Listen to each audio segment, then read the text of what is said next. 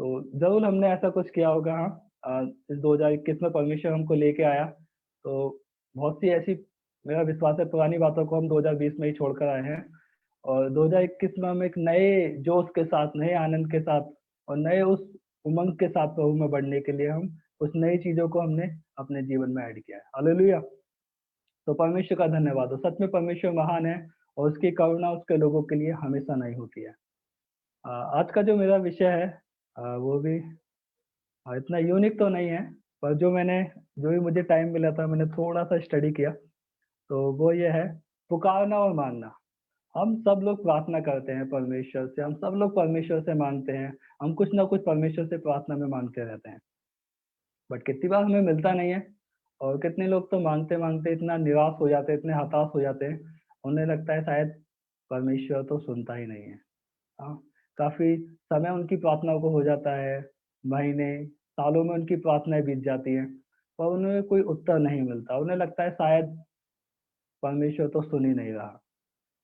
और मैं आपको मेरे दिल से एक बात बताना चाहता हूँ, परमेश्वर अभी भी सिंहासन पर विराजमान है। हालेलुया! आप इस बात को हमेशा याद रखिए, वो सिंहासन पर विराजमान है और जब हम उससे प्रार्थना करते हैं और अगर स्वर्ग में कोई हलचल नहीं हो रही, तो इसका मतलब ये मत सोचिए परमेश्वर वहाँ पर नहीं है, ऐसा नहीं है। इसका मतलब ये है परमेश्वर आपके लिए कुछ सोच रहा है, जो आपकी सोच से बढ़कर हो सकता है, जो आपकी योजनाओं से बढ़कर हो सकता है और वो परमेश्वर आपके लिए प्लान कर रहा है। प्रॉब्लम ये हो जाती है हम सोचते हैं चीज़ें हमें हमारे समय पर मिल जाए। हम जो प्रार्थना कर रहे हैं और हमने जब माँगा है तब हो जाए और बाइबल ऐसा नहीं बताती है। बाइबल परमेश्वर का अपना एक समय है काम करने का और परमेश्वर का अपना एक तरीका है प्रार्थना का उत्तर देने का।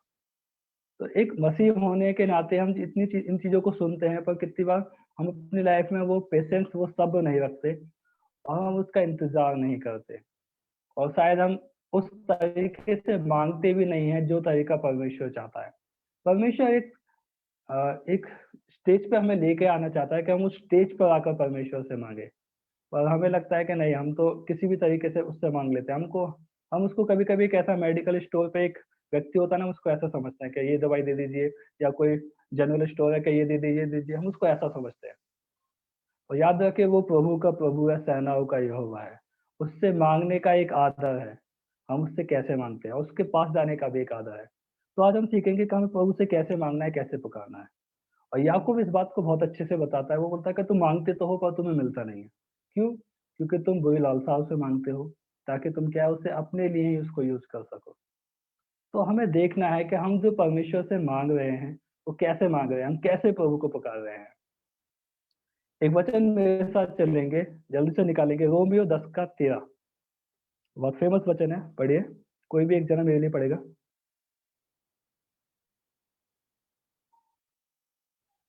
रोमियो की पुस्तक 10 अध्याय उसका 13 आयत।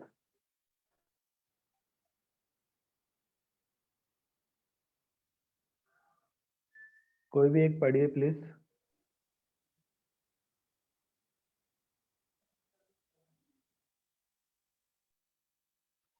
हेलो,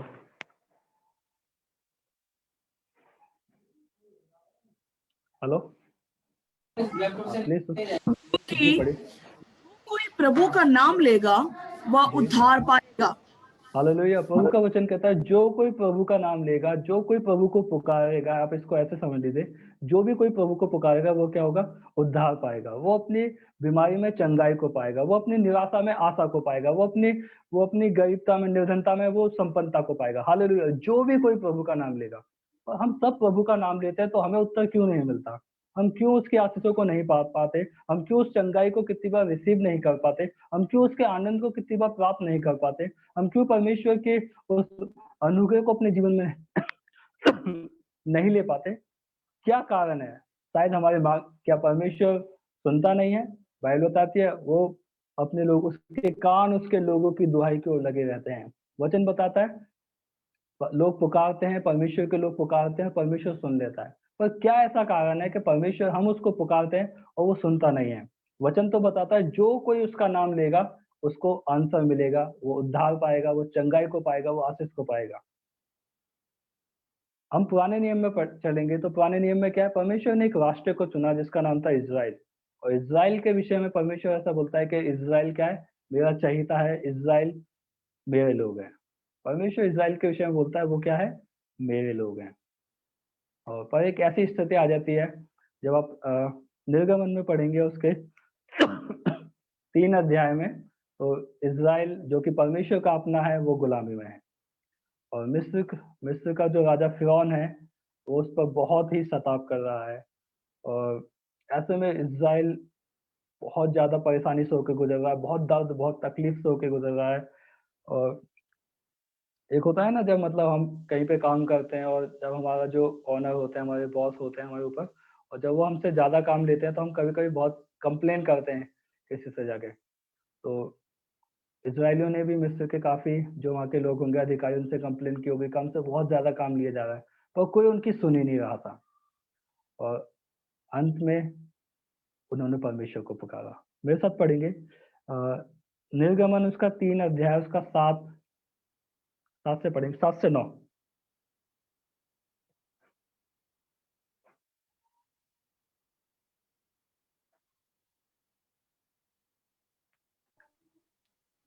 प्लीज़ कोई पढ़िए। यहोवा ने कहा, मैंने अपनी प्रजा के लोग जो मिस्र में हैं, उनके दुख को निश्चय देखा है, और उनकी जो ओके, चिल्लाहट परिश्रम कराने वालों के कारण होती है, उसको भी मैंने ओके, सुना है, और उनकी ओके, ध्यान पीड़ा से पर सुनिए मैंने। यहाँ पे।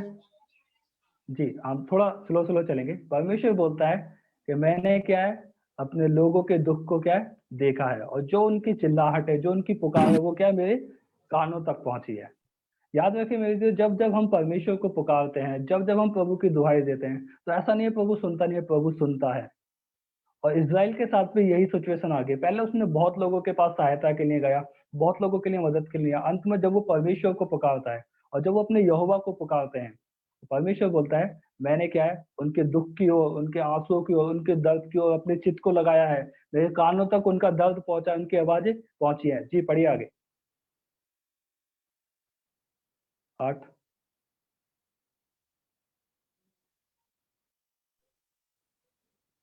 फिर यहोवा ने कहा, मैंने अपनी प्रजा के लोग जो मिस्र में हैं, उनके उनके दुख को निश्चय देखा है, और उनकी चिल्लाहट परिश्रम कराने वालों के कारण होती है, उसको भी मैंने सुना है, और जी, उनकी आगे। पीड़ा पर मैंने चित्त लगाया है। जी, इसलिए 8। अब मैं उतर आया हूँ कि ओके, उन्हें मिस्रियों के वश से छुड़ाओ, ओके, और उस देश से निकाल कर एक अच्छे और बड़े देश में, जिसमें दूध और मधु की धारा बहती है, अर्थात कनानी, हित्ती, एमोरी, परिजी, हिब्बी और यबूसी लोगों के स्थान में पहुंचाऊं। ओके, बस। ओके, परमेश्वर बोलता है कि मैंने क्या अपने लोगों के दर्द को सुना है, मैंने अपने लोगों की चिल्लाहट को सुना है। और जो 8 आयत में लिखा है, मेरा सबसे फेवरेट है। 8 आयत में लिखा हुआ है स्टार्टिंग में, इसलिए अब मैं उतर आया हूँ। हालेलुया। मेरे चीज़ों याद रखें, जब परमेश्वर के लोग किसी दुख में होते हैं, जब परमेश्वर के लोग किसी निराशा में होते हैं, और जब अ, उनका जब शत्रु परमेश्वर के लोगों को दबाता है, परमेश्वर अपने सिंहासन पर चैन से नहीं बैठता। बाइबल बताती है वो बेचैन हो जाता है। और एक जगह तो ऐसा लिखा हुआ है, जो तुम्हें छूता है वो मेरी आँख की पुतली को छूता है। हालेलुया। और इज़राइल को याद रखिए, वो इज़राइल को छू नहीं रहे थे, वो तो इज़राइल पर बहुत ज़्यादा सताव कर रहा था फ़िरौन, और इतना सताव कर रहा था कि बहुत ज़्यादा। और इज़राइल मतलब बहुत परेशान हो गया, और वो पुकारने लगा, इतना मतलब रो-रो के परमेश्वर के आगे दुहाई देने लगा, और परमेश्वर आराम से बैठा नहीं रहा। हालेलुया। सोचिए, जब कितनी बार हमारे बच्चे, और जब वो हमसे कुछ रिक्वेस्ट करके माँगते हैं, और जब वो हमारे आगे रो जाते हैं, तो हमारा एक इंसान होने के नाते हम कितने भी कठोर क्यों ना हो, हम पिघल जाते हैं ना। तो सोचिए, उसके पास तो एक माँ से भी ज़्यादा प्यार करने वाला दिल है, एक पिता से ज़्यादा ख़्याल रखने वाला दिल है उसके पास। तो वो हमारे आँसुओं को, वो हमें तकलीफ़ में कैसे देख सकता है? पर वो चाहता है कि हम उसको पुकारें, हम उसको पूरे हृदय से पुकारें। और बाइबल में एक जगह ऐसा लिखा हुआ है, यहोवा टूटे हुए और पिसे हुए हृदय वालों के समीप रहता है। वो टूटे हुए पिसे हुए हृदय की बातों को तुच्छ नहीं जानता। जब हम परमेश्वर के आगे टूटते हैं, जब हम परमेश्वर के आगे गिड़गिड़ाते हैं, जब हमारा हृदय यहोवा के आगे टूटता है, तो परमेश्वर बोलता है, अब मैं उठ खड़ा हुआ हूँ कि उनको उनके दुख से छुड़ाऊं। आमेन। मेरा जी, जो परमेश्वर आपके लिए खड़ा होना चाहता है। परमेश्वर आपकी परिस्थितियों में आपके लिए खड़ा होना चाहता है। परमेश्वर आपके घराने की सिचुएशन में आपके लिए खड़ा होना चाहता है। आमीन। अपने पड़ोसी से कहें, अपने आप से कहें, परमेश्वर मेरे लिए खड़ा होना चाहता है।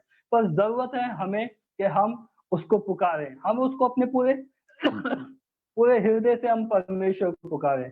जब हम परमेश्वर को पुकारते हैं, परमेश्वर बोलता है, मैं अपने चित्त को तुम्हारे दुख की ओर मैंने लगाया है। मैंने तुम्हारी तुम्हारी चिल्लाहट जो तुम्हारे शत्रु के कारण होती है, वो मेरे कानों में पहुंची है, और इसलिए अब मैं उठ खड़ा हुआ हूँ। लिखा है, इसलिए अब मैं उतर आया हूँ कि उन्हें मिस्रियों के बस से छुड़ाऊं। हालेलुया। मेरे दीजिए, वो दिन दूर नहीं है। परमेश्वर आपके लिए उठ खड़ा हुआ होगा। परमेश्वर उन समस्याओं को हटा देगा, परमेश्वर उन बीमारियों को हटा देगा, परमेश्वर उन बुरे हालातों को हटा देगा, और परमेश्वर आपको जयवंत करेगा, परमेश्वर आपको उठा के खड़ा करेगा।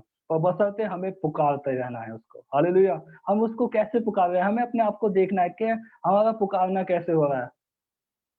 आपको पता है, नए नियम में जब यीशु मसीह अपनी सेवकाई में थे और जब वो यरीहो में आए, तो यरीहो में एक अंधा था, जिसका नाम था बरतिमाई। और वो क्या होता है, जब यीशु मसीह वहां से होके गुजरते हैं तो वो पुकारता है, तो लोग उसको बोलते हैं, अरे चुप हो जा, चुप हो जा। तो बाइबल बताते हैं, वो उनके सॉरी, वो उनके चुप कराने से चुप नहीं होता, परंतु और भी तेज पुकारता है। आपको क्या लगता है, यीशु मसीह ने एक बार में सुना नहीं होगा? सुना होगा। वो तो मनों की बातों को जान लेता है यीशु मसीह, तो क्या उसकी पुकार को नहीं सुना होगा? सुना होगा। पर यीशु मसीह उस स्टेज पर उसको लेके आना चाह रहे थे कि जब वो पूरे दिल से उस यीशु मसीह को पुकारे, जब वो किसी बात की फिक्र ना करे, और जब वो उसको लगातार पुकारता रहता है, बोलता है, ये दाऊद की संतान यीशु मुझ पर दया कर।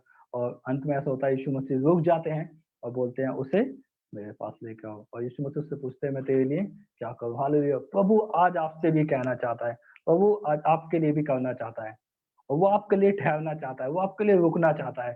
पर वो आपसे ये चाहता है, आप उसको कैसे पुकार रहे हैं, आप उसको कैसे पुकार रहे हैं।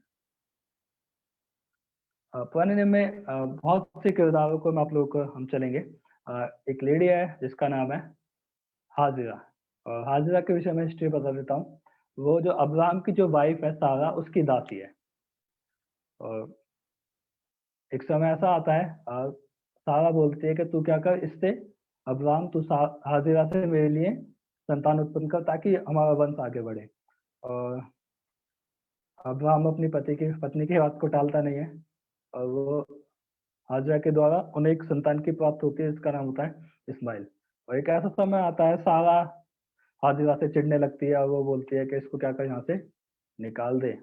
और परमेश्वर का वचन बताता है, वो उसको वहां से निकाल देता है। और जब वो रेगिस्तान में होते हैं, और जब उस बच्चे को भूख प्यास लगती है, उन्हें पानी नहीं मिलता कहीं भी, तो परमेश्वर का वचन बताता है, हाजिरा पुकारती है यहोवा को, और वो बोलती है, मेरे स्वामी के परमेश्वर यहोवा। हालेलुया। मेरे जो याद रखे, इससे फर्क नहीं पड़ता आप परमेश्वर के विषय में कितना जानते हैं, इससे फर्क नहीं पड़ता आप बाइबल को कितना जानते हैं, और इससे फर्क पड़ता है आपका दिल कैसा है, आप किस दिल से परमेश्वर को पुकारते हैं। और बाइबल बताती है, जब हाजिरा पुकारती है, तब परमेश्वर का दूत वहां पे दर्शन उसको देता है, और हाजिरा को एक पानी का सोता मिल जाता है। हालेलुया। परमेश्वर आपके लिए भी उन सोतों को खोलना चाहता है, परमेश्वर उन आशीषों को खोलना चाहता है, और वो चाहता है कि आप उसको पुकारें, क्योंकि प्रभु का वचन कहता है, जो कोई यहोवा का नाम लेगा, जो यीशु मसीह का नाम लेगा, वो बचाया जाएगा, वो उद्धार पाएगा। तो हम कैसे उसको पुकार रहे हैं, हम कैसे परमेश्वर को पुकार रहे हैं? शायद टाइम ज्यादा जाएगा, मैं शॉर्ट करूंगा। तो परमेश्वर चाहता है कि हम उसको पुकारें, राइट। एक वचन पढ़ेंगे मेरे साथ, यिर्मयाह की पुस्तक 29 का 12 पढ़ें।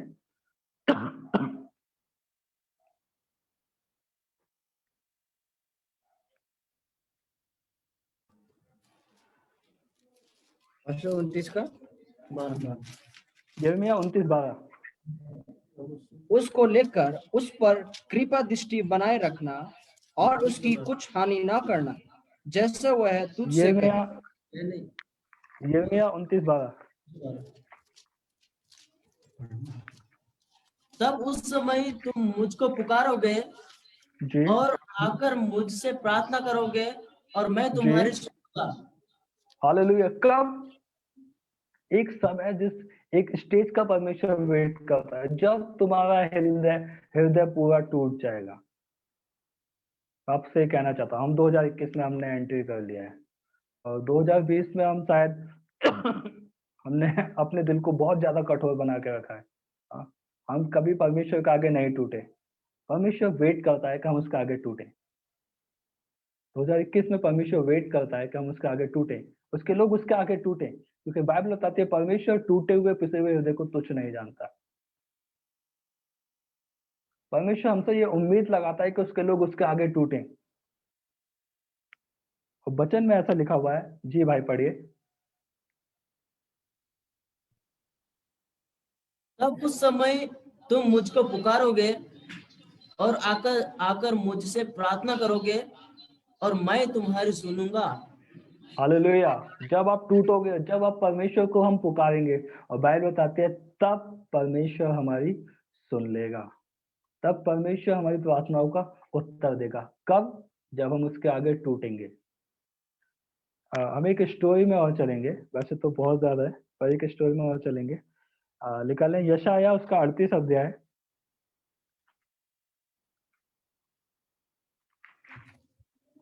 ओके, सबने निकाल लिया? यशाया 38 अध्याय सब निकाल लें। तो प्लीज ध्यान से सुनिए।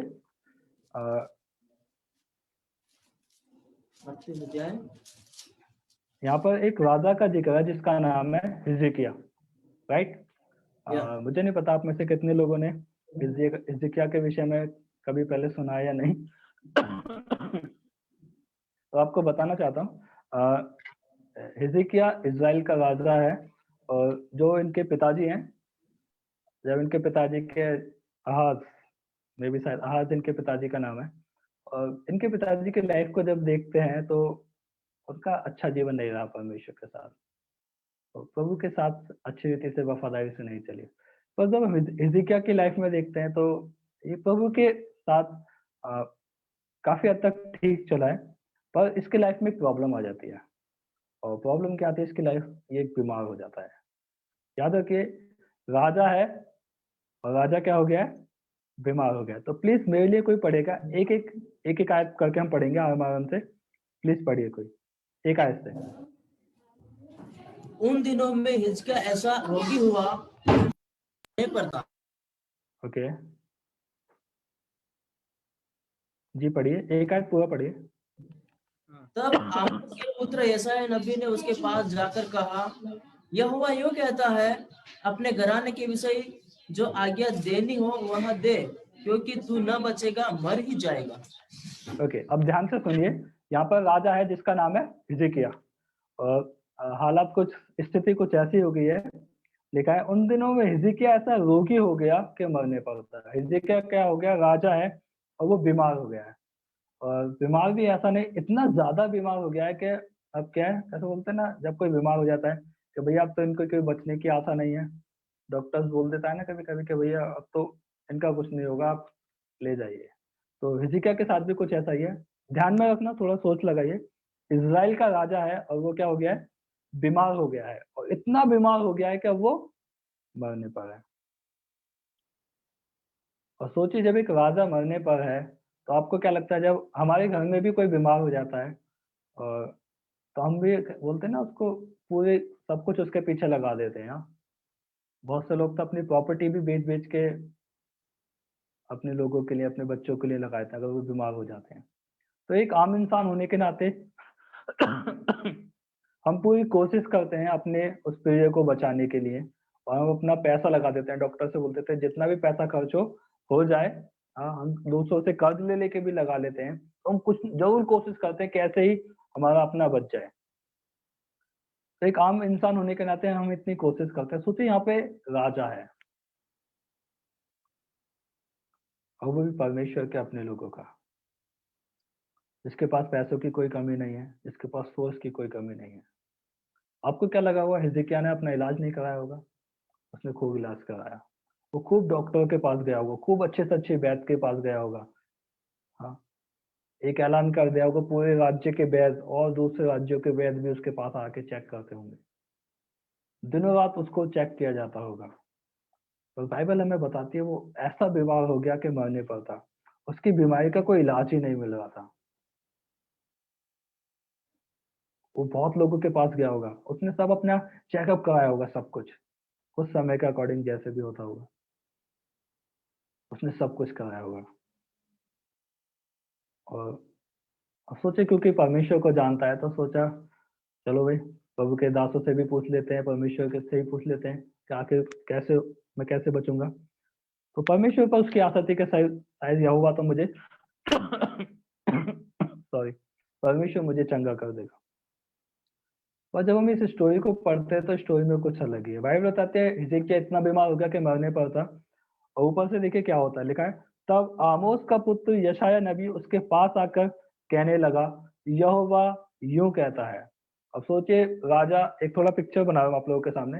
राजा अपने दरबार में बैठा है सिंहासन पर, और जब भी राजा अपने सिंहासन पर बैठता था तो दाएं बाएं और भी राजा होते थे, और मंत्री परिषद होता थे, सेना नायक होते थे, बहुत लोग और भी राज्य के लोग होते थे, सब लोग वहां पे बैठे होते हैं। तो उस समय की बात है जब नबियों का बहुत आदर किया जाता था। सवाल उठता है कि आज भी किया जाता है? तो उस समय नबियों का बहुत आदर होता था। नबी मतलब अगर कोई भी परमेश्वर से पूछना है तो परमेश्वर के नबी से पूछेंगे, ऐसी बात थी। तो उस समय के जो नबी हैं वो यशायाह हैं, और राजा अपने दरबार में बैठा है और यशायाह नबी की एंट्री होती है। थोड़ा पिक्चर वाइज थोड़ा माइंड में सोचिए। तो हिजकिय्याह ने सोचा होगा जरूर कुछ ना कुछ तो परमेश्वर का नबी आया तो जरूर कोई ना कोई एक अच्छा संदेश लेकर आया होगा, जरूर ये कुछ ऐसा उपाय लेकर आया होगा जिससे मैं बच जाऊंगा, जिससे मेरी बीमारी दूर हो जाएगी। और नबी यशायाह एंट्री कर जाते हैं उसमें दरबार में, और यशायाह बोलते हैं यहोवा यूं कहता है हिजकिय्याह से अपने घराने के विषय में जो आज्ञा देनी हो दे, क्योंकि तू ना बचेगा वरन मर ही जाएगा। अगर मैं सीधे शब्दों में कहूँ तो यशायाह हिजकिय्याह से बोलते हैं हिजकिय्याह तुझे अपने बाद जिसको भी राजा बनाना है बना ले, तुझे अपनी प्रॉपर्टी जिसको भी देनी है, अपना जिसको जो नाम करना है, जिसको जो राजपाट देना है, जो भी कुछ करना है करके निपट ले, क्योंकि परमेश्वर कहना चाहता है तू इस बीमारी से नहीं बचेगा वरन मर जाएगा। आप सोचिए एक राजा के दिल पर क्या बीती होगी।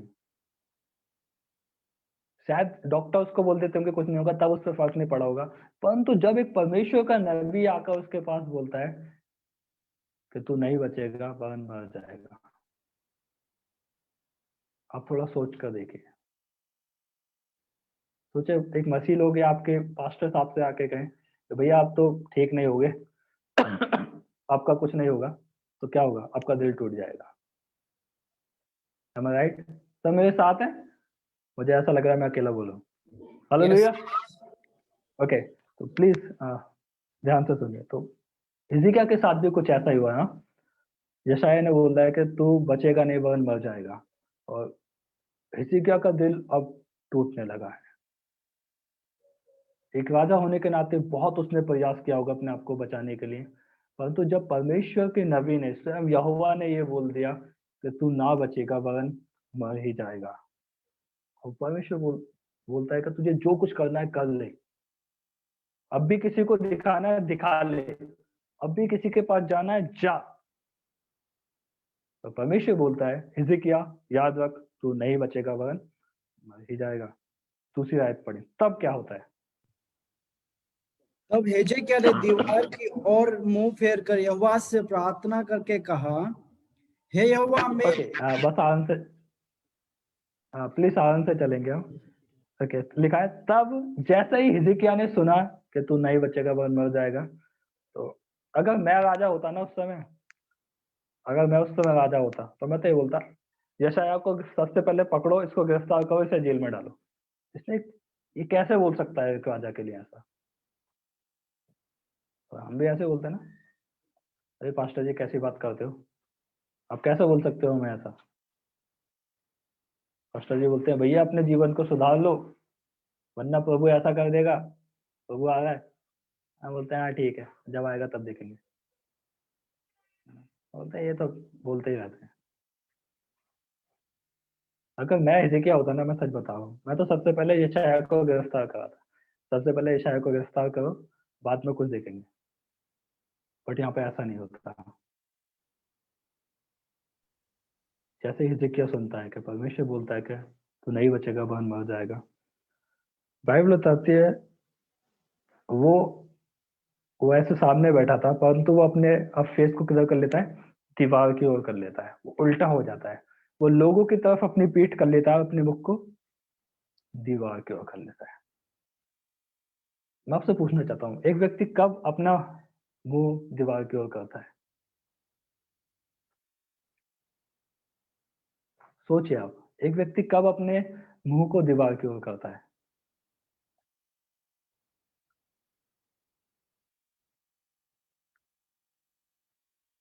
मैं आपको अपना एक स्टोरी बताना चाहता हूँ, थोड़ा सा हंसी आएगी बट फिर भी कोई नहीं। आज मेरी बहन की शादी हुआ था, तो मैं अपनी बहन से बहुत लड़ता था और मैं बोलता था कि जब तेरी शादी होगी ना, मैं तो बिल्कुल भी नहीं रहूंगा। और बहन की शादी हुआ, खूब अच्छे से हुआ। तो जब हम उसको विदा करने के लिए गए तो दिल्ली से बारात आई थी। दिल्ली वाले हमारी बहन को इधर लेके चले गए गाड़ी में, और बाकी के जो खोजा के लोग थे वो इधर चले गए, मैं अकेला खड़ा रह गया। और जब मैं अकेला खड़ा रह गया तो मैं ना दीवार से लग के हुआ था। तो मैं ऐसा फील करता हूँ, मतलब हिजकिय्याह का दिल टूट गया है। और जब यशायाह ने ऐसा बोला कि तू नहीं बचेगा, उसका दिल टूट गया और वो क्या करने लगा, वो अपने दुख को किसी को ना दिखाकर दीवार की ओर हो गया। यही तो परमेश्वर चाहता था कि वो टूटे। वो इतने अकड़ में था, उसे लगता था कि मैं राजा हूं, मैं अपना इलाज कर सकता हूँ, मैं चंगाई को खरीद सकता हूँ, मैं राजा हूं तो मैं कुछ भी कर सकता हूँ। ध्यान से सोचिए, अपने बारे में सोचिए, कहीं हम भी तो अकड़ के लाइफ में नहीं जी रहे? अगर ऐसा है तो परमेश्वर बहुत जल्दी उस घमंड को तोड़ने वाला है, क्योंकि बाइबल बताती है परमेश्वर घमंडियों का, अभिमानियों का सामना करता है, परंतु दीनों पर अनुग्रह करता है। हालेलुया। और कुछ ऐसा ही हुआ है, हिजकिय्याह का दिल टूट गया है और वो दीवार की फेस तरफ उसने अपने फेस को कर लिया है। तो वो दीवार की तरफ फेस करके क्या कर रहा है, कोस नहीं रहा, वो यशायाह को कोस नहीं रहा है, परंतु बाइबल बताती है वो क्या कर रहा है। लिखा है तब हिजकिय्याह ने दीवार की ओर मुंह फेर कर यहोवा से प्रार्थना की। हालेलुया।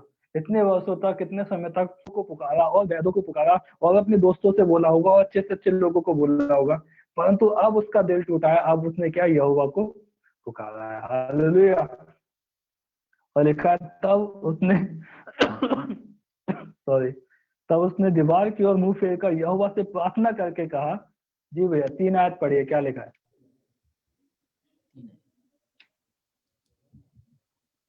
हे यहोवा, मैं विनती करता हूँ, स्मरण कर कि मैं सच्चाई और खरे मन से अपने को तेरे सम्मुख जानकर चलता आया हूँ और जो तेरी दृष्टि में उचित था वही करता आया हूँ।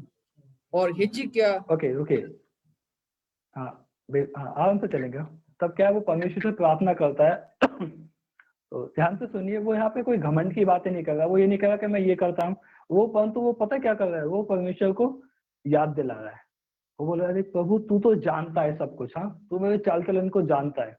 और वो बोलता है हे मैं विनती करता हूँ, याद कर कि मैं सच्चाई और खरे मन से अपने आप को तेरे सम्मुख जानकर क्या चलता आया हूँ, और जो तेरी दृष्टि में, जो तेरी नजर में ठीक था वही करता आया हूँ।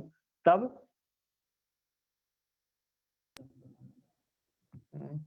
इसका लास्ट पार्ट पढ़े, 3 का लास्ट पार्ट। और हिजकिय्याह बिलक बिलक कर रोने लगा। हालेलुया। और बाइबल बताते हैं और हिजकिय्याह क्या करने लगा, बिलक बिलक कर रोने लगा। सोचिए, एक राजा अब रोने लगा है।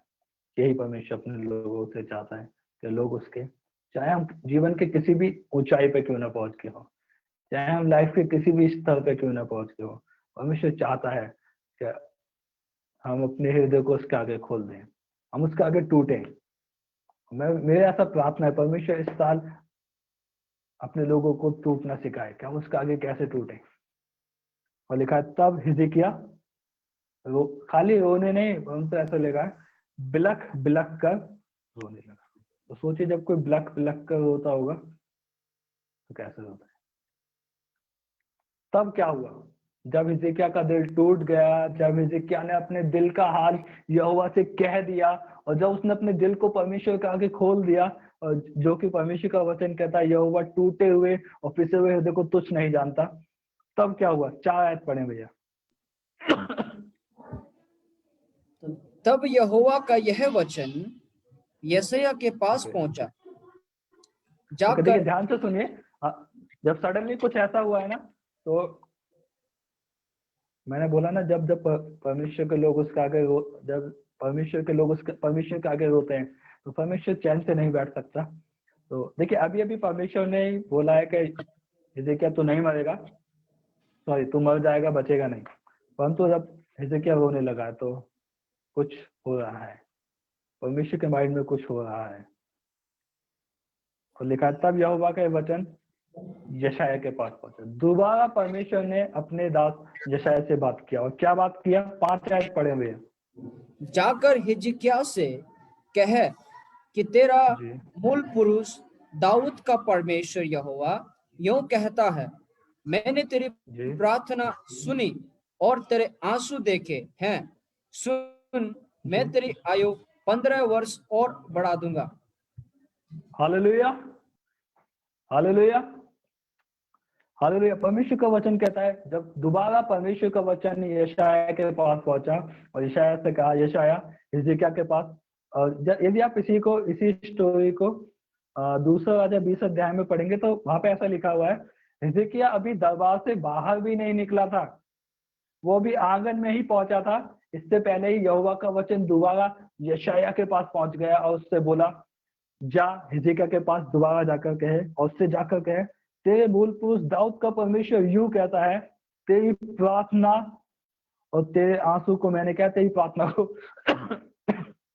मैंने तेरी प्रार्थना को सुना है और तेरे आंसुओं को देखा है। और इसलिए परमेश्वर बोलता है, इसलिए क्या है, तू नहीं मरेगा वरन मैंने क्या किया, तेरी आयु को 15 वर्ष और बढ़ा दिया है। हालेलुया। तो जब जब हम इसके आगे टूटते हैं, परमेश्वर कुछ अद्भुत करता है। लोग हमारे विषय में कुछ भी कहें, हाँ, इवन तो अगर परमेश्वर भी कुछ बातें हमारे लिए बोल दे, हाँ, बहुत से लोग प्रभु के दास पे बोल दे कि अब तो ये होगा ही होगा, परंतु जब हम उसके आगे टूटते हैं, परमेश्वर अपने नियमों को भी हमारे लिए बदलने के लिए तैयार है। बहुत बड़ी बात बोल रहा हूँ आपसे। परमेश्वर के लोग जब उसके आगे टूटते हैं, तो परमेश्वर अपनी बात को भी आपके लिए बदलने के लिए तैयार है, तो बशर्ते हम उसके आगे टूटना चाहिए। क्या हम उसके आगे टूट रहे हैं? तो वो हमसे ये उम्मीद रखता है, क्या हम उसके आगे टूट रहे हैं? और ना केवल इतना, जब आप इसका 6 आयत पढ़ेंगे, लिखा है, और असूर के राजा के हाथ से तेरी और इस नगर की रक्षा करके बचाऊंगा। जब आप उसके आगे टूटते हैं, तो परमेश्वर ना केवल आपके जीवन में काम करता है, परंतु परमेश्वर आपके घराने के जीवन में भी काम करता है। जिस जगह पे आप रहते हो, उस जगह में भी परमेश्वर काम करता है। जिस कलशा में आप जाते हो, उस कलशा में भी प्रभु अद्भुत काम करता है। परमेश्वर उनकी भी रक्षा करता है आपके द्वारा। और परमेश्वर चाहता है, मुझे एक ऐसा व्यक्ति चाहिए जो मेरे आगे टूटे, जो मेरे आगे बिलख बिलख कर रोए। एक जगह ऐसा लिखा हुआ है, उनका वचन कहता है, मैं किसको भेजूं, मेरी ओर से कौन जाएगा? क्या हम उससे कहने के लिए तैयार है, मैं जाऊंगा? मेरे लिए तो बहुत सी चीजें, पर समय ज्यादा नहीं है मेरे पास। मैं आप लोगों को यही बताना चाहता हूँ, परमेश्वर चाहता है कि उसके लोग उसके आगे टूटे। आइए हम प्रार्थना करेंगे। मैं चाहूंगा सब अपनी आंखें बंद करेंगे। जीवित महान परमेश्वर, अनुग्रहकारी प्यारे पिताजी, हम धन्यवाद करते हैं परमेश्वर। आपका वचन सामर्थ्य है प्रभु, जो हमारे जीवनों को बनाता है खुदावन। और खुदावन प्रभु, आप चाहते हैं परमेश्वर आपके लोग आपके आगे टूटे प्रभु। पवित्र आत्मा प्रभु जी, मेरी प्रार्थना है खुदावन, आप हमारे जीवनों पे कब्जा कर दीजिए प्रभु। जितने ही मेरे भाई बहन अजीज परमेश्वर प्रभु हम इस जूम ऐप के माध्यम से जुड़े हुए हैं खुदावन, मेरी प्रार्थना है परमेश्वर, आप हर एक के जीवन को तोड़े परमेश्वर, हर एक को प्रभु आप तोड़े परमेश्वर खुदावन प्रभु। यदि हम प्रभु किसी बातों में घमंड से भरे हुए हैं परमेश्वर, आप प्रभु हम अकड़ से भरे हुए हैं परमेश्वर, और खुदावन चाहे हम अपने जीवन के किसी भी स्तर पर हो प्रभु, आप हमें टूटना सिखाएं प्रभु। प्रभु आप हमें इसलिए तोड़ते हैं ताकि हम बिखर जाए? नहीं, परंतु आप हमें इसलिए तोड़ते हैं ताकि आप हमें नया बना सकें। परमेश्वर हमें इसलिए तोड़ता ताकि वो हमें नया आकार दे सके। वो हमें बिखरने के लिए नहीं तोड़ता, वो हमें बिगड़ने के लिए नहीं तोड़ता, परंतु वो हमें इसलिए तोड़ता है ताकि वो हमें नया आकार दे सके। हालेलुया। खुदाबंद, आप महान सामर्थ्य और जलाल से भरे हुए हैं प्रभु। आपका वचन सामर्थ्य प्रभु कभी ना बदलने वाला प्रभु, और हमेशा एक से रहने वाले प्रभु, आपका धन्यवाद करते हैं प्रभु। मैं अपने सभी अजीजों को आपके सम्मुख लेकर आता हूँ, हर एक के जीवन में प्रभु बहुत आयत से काम करें खुदावन। सभी बातों के लिए आपको धन्यवाद देते हुए प्रार्थना प्रभु यीशु के नाम से मांगते हैं, आमीन।